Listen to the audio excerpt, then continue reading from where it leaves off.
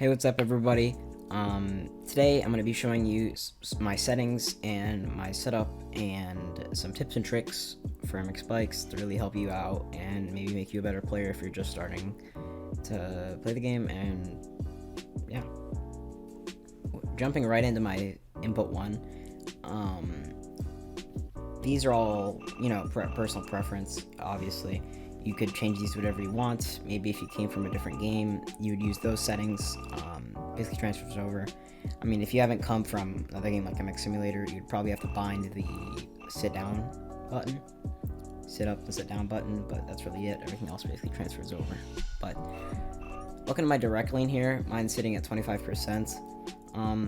What this basically does is this basically controls how fast or how slow you get up when you're leaned over. So it's like when you're leaning over in a corner, it's just how fast you would go back to the neutral position. So at 25%, it's decently slow. Moving down, you've got combined brakes, which I have them off. Most people have them turned off in general, just because having the option of, in using your individual brake it's really useful. I mean, the only situation I could really see using combined brakes is if you ran out of binds on your controller. This would just be a way to save one whole bind. But yeah, but if I do have them turned off and my minimum's at 0% and my max is at 150. Looking at my advanced settings here, my lean is at my lean advanced setting is my dead zone is at 10%. I'm pretty sure that's stock. My linearity is at 160%. This actually is really nice. This is your control. This is just, it's a better control. For example, like what it says right here on the definition on the screen. That's what it does. 160 is pretty dialed, actually. I've used it for a while. Lots of people stick to 100, but honestly, you could just slowly move up, like maybe 120 to 130. That also works.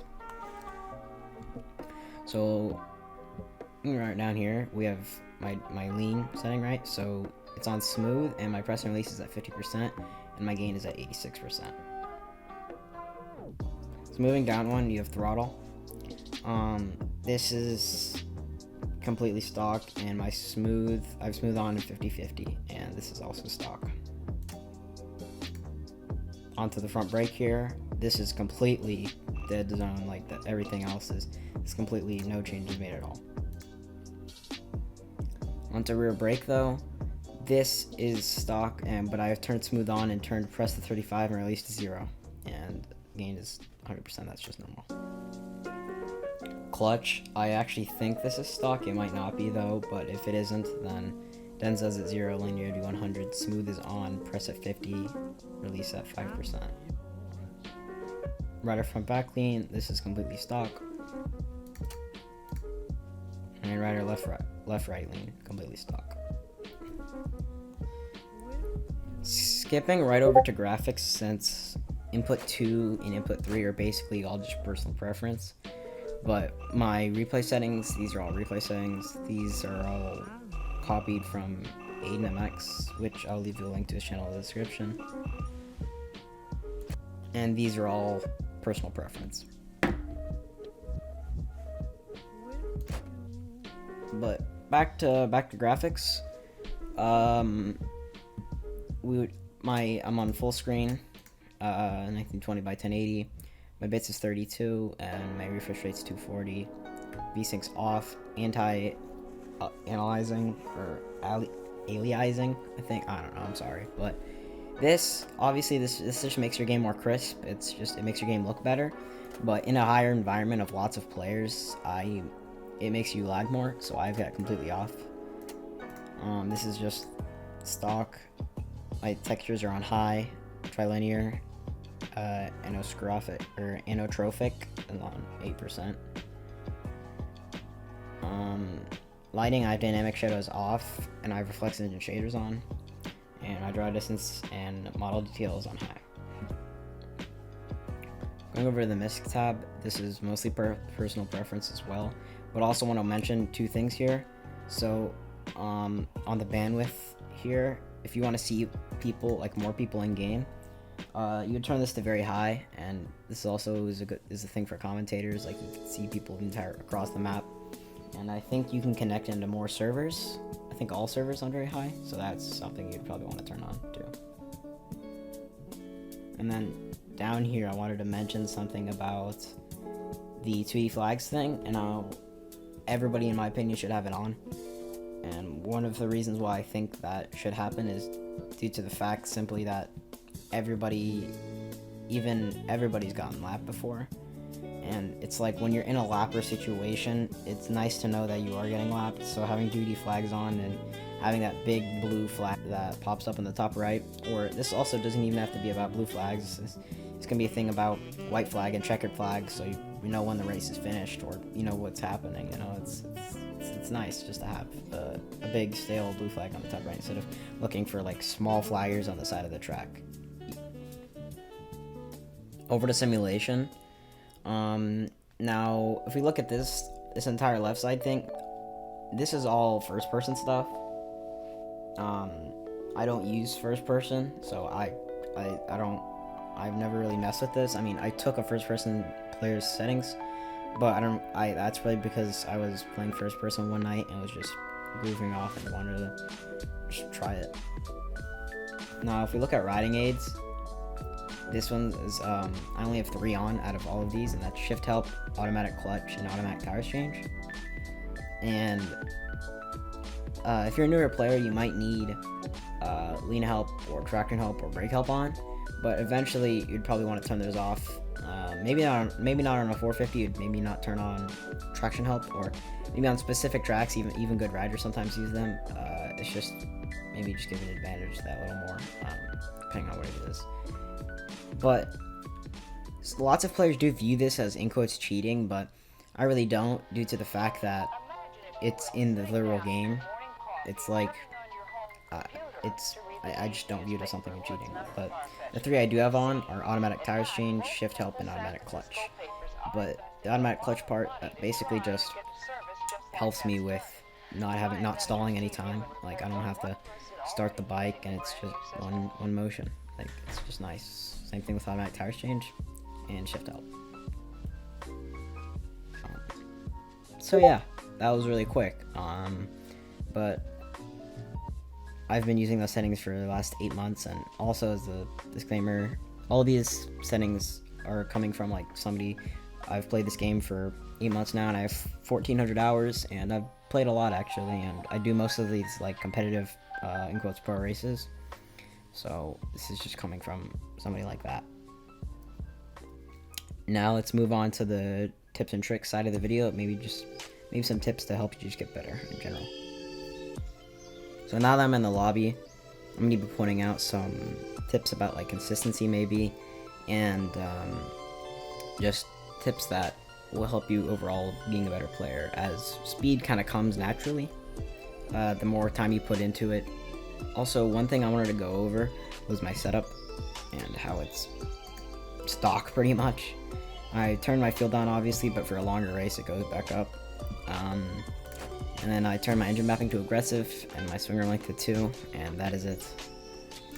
My drivetrain is stock, and my suspension, this is all stock. I can compare this to default, and it's literally the exact same. This red text only comes up when it's different, and this is the only things that are different. So, alright guys, so we're on the track. It's Baja. It's a motocross track. It's better for new players, and it's just easier in general, better for learning, and I think that's the type of people who click on this video. Maybe not. You guys learn how to set up, you know, just overall getting better at the game. But one of those things I'm gonna probably say is consistency. Consistency is honestly key in general overall. Like I would give up 2 seconds a lap any day for consistency. Like, if I didn't go down once any moto and I was like losing a second a lap, that's honestly fine, because it's like, let's say like you go down and you just get right back up. Like, that's lucky. You only lost, say, 3 or 4 seconds. But if it's like first or second lap, dude, chances are you're getting hit and you're just getting flown into the pack, and it's like you could go from first to like 15th just like that in those first few laps. And Honestly, I'd rather get shuffled back and then maybe find my groove later in the moto, because that's just better off, you know, in general. Instead of having to push through slower people in the back, and then, you know, it's harder to get through.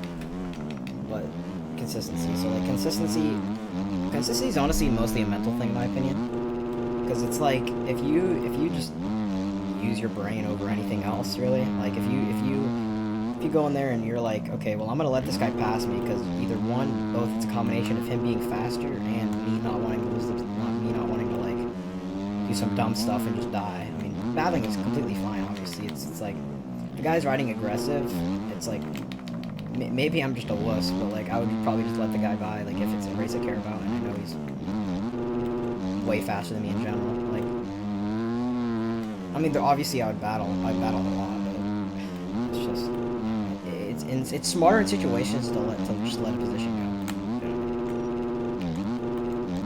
go. Also, one thing I see a lot of new players doing is like just full like if you look at my controller, you can see how I am using both sticks. They think that you should do that every single corner, no matter what. That is not something you should do every corner. It's like, obviously on wide open tracks like this, I'm gonna use it way more, like I'm using it right there. But it's really, it's a bad habit. I don't know why so many people said to do that, but it's really just not. Don't get into it. It's not worth it, because then you're gonna get into bad habits when you actually do get fast, and then it's just not good. Also, if you're ever playing like Supercross, for example, and you're not comfortable with the line, don't ever go for it. And that's in a main. That might be terrible tips, but honestly, it's if you're not comfortable with it, and you could hit it once and be really lucky, but it's like, if you're looking at it from a consistency perspective, I don't think you should. Also, one thing I wanted to talk about was the lower bikes in general. So like newer players should honestly ride 250s more than anything else compared to a 450, because a 250 or a 125 it's so much easier of a learning bike, and it really gets you a feel of the physics and everything. So I still do crash and make mistakes, but it's kind of minimized. But definitely stay on lower bikes if you're new to the game. Honestly, it'll help you out. It'll leave you out on so much frustration. Really. But something else I wanted to talk about was track re-entries. Lots of people are gonna like you if you actually have a nice track re-entry instead of just booting right onto the track and losing all this time and maybe even causing a pileup if you're up there. But yeah, that's gonna conclude the video. And yeah, let me know what you guys thought. If I'm a terrible tips person, then tell me that. And yeah, see ya.